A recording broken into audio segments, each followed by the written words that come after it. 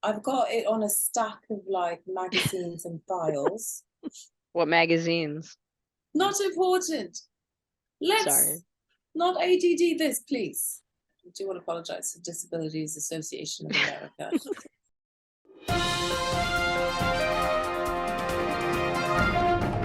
Good morning, good afternoon, good evening, depending on where you are on the globe. I'm Megan Eplon, bringing to you Fur by the Minute, the fluff, the raw, and sometimes the rough. In this week's Fur, making it in Hollywood, a Q&A with Outcast, feline flight vouchers, a confused canine, and our producer's picks of the week. First up, does your dog have what it takes to be an actor or model? You may be surprised about the skills and looks that are needed. We will speak to training expert Joel at animal agency and studio rental company Hollywood Paws in Los Angeles.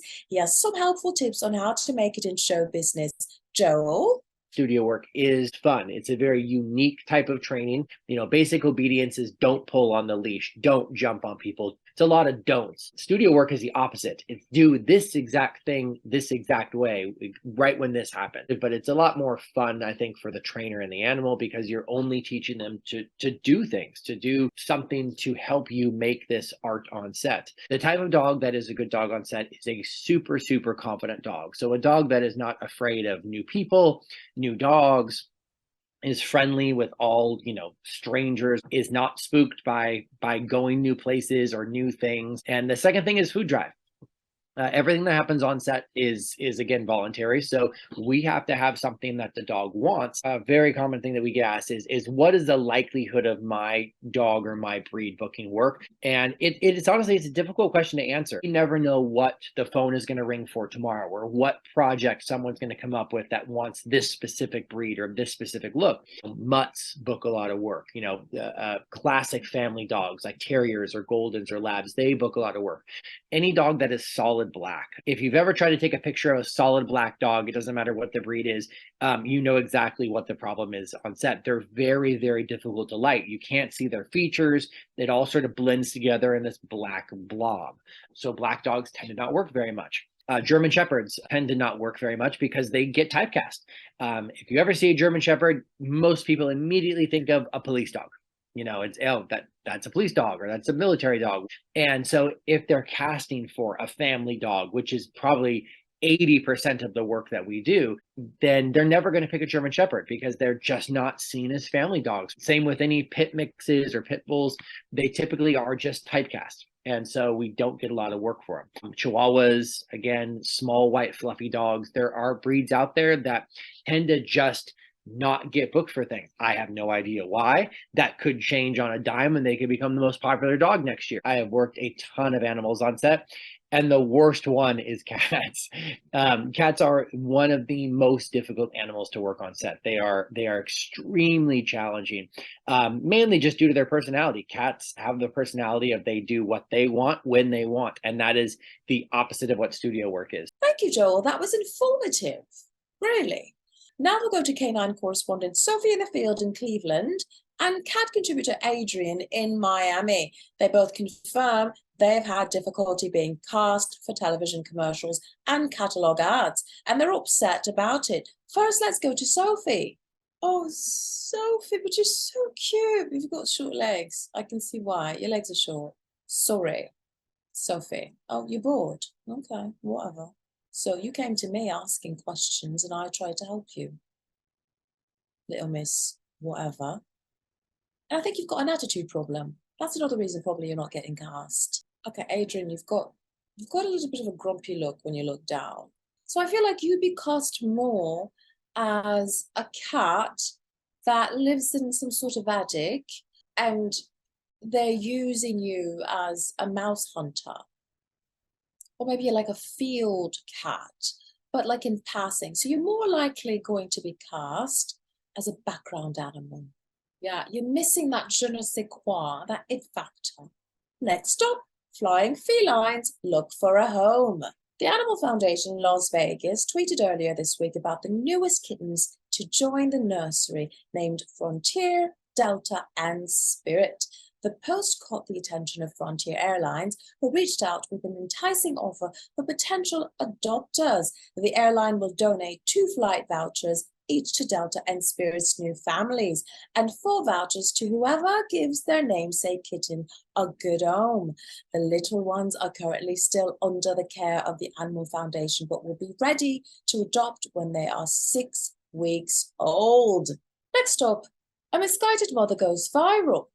Author Natalie Banks posted a series of videos on TikTok of her German Shepherd Thea mothering a pair of plastic big toys. Although Banks is not sure what caused this attachment, Thea's top priority is now caring for her babies, as the videos show her nursing, grooming, and protecting the toys. She even made her own makeshift nesting box for her little ones. A recent update shows that Thea has recruited one of her furry siblings, a male Australian Shepherd, to help out with the hard work of parenting. Thea reminds me of me as a wee bit of a child. I too had plastic toys that I nursed. Well, figuratively. Next up, our producers pick their favourite videos of the week. We have user @milkcarton. Oh, I remember them. Oh, look. Mother and daughter. So adorable. Oh, so loving. Oh. Oh. Oh, mummy. Mummy. Oh, that was very, very nice. It really touched my heart. And let's look at user @Matador Network. Check in with me, then do your job. Ferg is a name, then bullet to the chain. 24 to watch, Prezi playing Jane. Ride with the mom, ride with the mom, ride with the mom, ride with the mom, ride with the mom. Can I just say, my biggest worry is that hippo's breath. Like, I'd be really worried. Like, if it was about to eat me, I'd be like, oh my, like, your breath. This is @Monte, the singing donkey.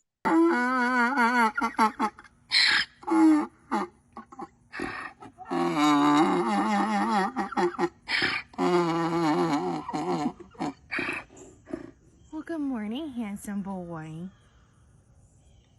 That's cute. Yeah, you're saving your breath for later. I understand. I too, when I sing, I start very light, and then your ending is strong and powerful. And that's a wrap for us this morning, afternoon, or evening, depending on where you are on the globe. I'm Megan Epilon. Be sure to snip out the latest headlines you need to know from the Podemic Network, brought to you by The Motley Crew. And if you have feedback or story suggestions, please leave a comment and subscribe, share, or like to The Motley Crew channel on YouTube for fur and other possum entertainment.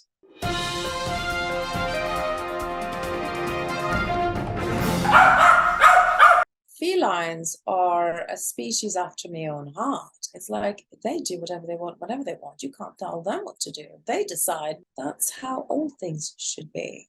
You do what you want when you want to. The Michael Jordans of the canines and the Christopher Walkens of the canines. I'm so sorry. You all are too extreme. Too white and too black. Who else wants to be scrutinized? Let me solve all them problems. Oh, look how cute they are. They're tiny. It's when they grow up, they become a problem. All species are like that. They get personalities and all. I'm losing my gravitas. I should not be in a high register. I look like a different person. You do. Hi. Hey, how are you? Oh, it's so cool to meet you.